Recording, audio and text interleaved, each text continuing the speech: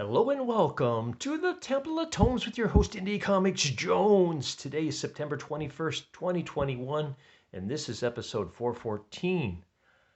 King Spawn is what we're looking at today. This is a #1 coming out from Image at a whopping $5.99. Now that's okay because you actually get like a double issue here. So regular ones are running $4 or $5. This is $6, but it's like 2 issues, 44 pages or so. And I'm not counting the filler pages either. This is like with pages with content. On the cover here, we've got Spawn, of course, looking good. As far as I can tell, he is not the King Spawn. I mean, maybe he'll take over the crown eventually, but yeah, he's not the King Spawn apparently in this. Now, this is a recommend. I'm going to give it a recommend. I wasn't crazy about it. I didn't think it was as strong as Spawn Universe, but it is well done. It's a nice package. The art is in it, but we'll go over why I'm not fully in on this one. Okay, let's take a look to see who worked on it. For King Spawn, Sean Lewis was the plot and script. Todd McFarland did the additional dialogue, and Todd McFarland did backup stories. The art was Javi Fernandez or Javi Fernandez. On King Spawn, it was Steven Segovia. On Haunt, Marcio Takara. On Nightmare, Philip Tan. I've seen him do other covers before. I think he did, oh my gosh, who is that? Iron Fist covers, if I'm not mistaken. He did The Hero, and Brett Booth is doing Gunslinger. Inker is Adelso Corona, Daniel Enriques. I think that's how you say that. Colors is FCO Placicio on King Spawn. Additional colors was Andrew Dahlhaus, Marcelo Mayola, that's what that is, Peter Steigerwald, no Peter there, Dave McCraig, and lettering is done by Andworld Design. Okay, and then we have a number of different people doing alternative covers here, variants if you will. So the first story here, King Spawn, is actually pretty decent. It gives you a good setup. It gets a good mystery going. Starts out with a suicide bomber taking out a religious, or I don't know if it's a religious class. I'm assuming it's like a Sunday school class with a bomb there that he has planted. There's not a lot of action through all the stories. It's mostly just set up. When you see something like this is pretty much it. There are a few mutilations and things like that, but nothing like no big fights that I can really recall. So we get this explosion. Everybody's wondering why it happened. They're speculating that there's some kind of splinter cells out there. Then there's actually a cult, and they're trying to figure out who's heading this cult, and they're worried about other acts of violence, of terror taking place as well. And it's just kind of this, it's really nicely drawn and everything. The dialogue is fine, is crisp. The pacing's decent. We get a lot of different looks, a lot of different imagined scenes.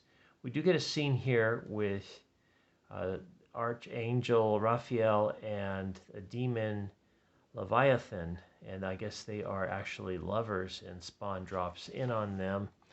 He's asking questions. Who put the cipher, the sigil out?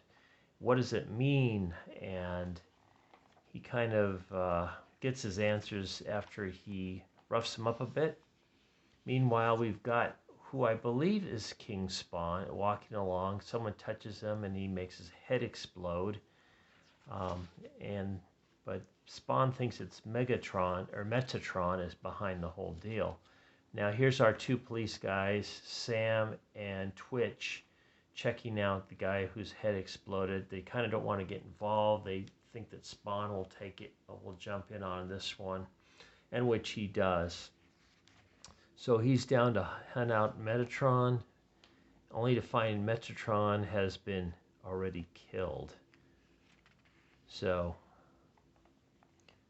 the question is, who is behind all this? And we get this answer here, but I'm not sure who that is. Just seems like kind of a grotesque guy that is targeting kids. So all hail Spawn. Sorry, all hail King Spawn. Boy, that was a tough one to get through. The other stories, there's like setups on them. This next one is Haunt, but they don't give you enough to really tell what's going to happen. I mean, we show Haunt. He's got a bunch of knives in him. He was tricked into this love affair by Lydia, who was actually someone else.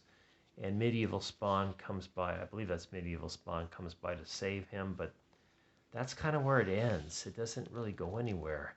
There doesn't appear to be too much of a setup, so we'll have to wait and see what's going on with that. I don't know if these stories are all going to intertwine or not. Then we have one called Nightmare. Same deal. There's just a small setup where we've got, I believe this is the Spawn called Nightmare, and he's got a couple guys strung up. He's talking to somebody else, and I don't know if he's talking to King Spawn, but it's his Nightmare's brother, according to what is being said here. But they never show him, so we're not sure. So he seems to be contacting all the demons that went against him or became complacent, as he put it. And he's invited them to this party, and they're all going to show up, and he's going to take them out one by one. Then we have a story called The Hero. Again, starts out outer space. Then we have a little boy with his father who's involved with I believe it's like the Japanese mobs. But he's got custody of his kid. But his kid is actually got some kind of spawn demon in him. It doesn't say how he got it or anything, but apparently he can control this spawn here. His father isn't killed, but everybody else that the boy had come in contact with was killed. So he has to learn how to control it. So then his dad comes out, and basically that's the end for now. Not a lot of detail what's going on with that. So that was kind of disappointing they didn't get into it. Then we got Gunslinger, which is a lot of people's favorite. Again, kind of an origin story real quick, just says why he is dead, coming back over 160 years later to wreak revenge for his sister Amy. And just says Gunslinger Spawn #1 coming out in October. So again, not a lot of progression in any of these stories. It's almost kind of like a coming soon, coming attractions type thing. So we got Gunslinger #1 coming out in October, and something called The Scorched #1 in December. So he's really, Todd McFarland's really ramping everything up here, and there's the cover for Gunslinger. Looks like Brett Booth's worked on that one. So I am going to give it a recommend just because it is a nice package. It is well put together. The art in it is very good. The stories are well written. However, I'm not loving it that much just because the stories I felt didn't progress enough. There wasn't enough resolution in any of them except for the first one, which I thought was a good stopping point. Okay, so thanks for stopping by and listening to or watching this video of King Spawn. This came out a couple weeks ago, but I am way behind. So you'll see, I'll try to keep putting one out a day. It's been tough. I'm moving, and our house goes on sale on Friday, so we've been really working hard to get it looking good for the market. And I'm sure it will sell, but we want to get, as much as we can, obviously, because the place we bought needs intensive repair. It's what they call a fixer, if you will. All right, so please like, please subscribe, please leave comments, and we'll see you next time at the Temple of Tomes. This is Indie Comics Jones bidding you adieu.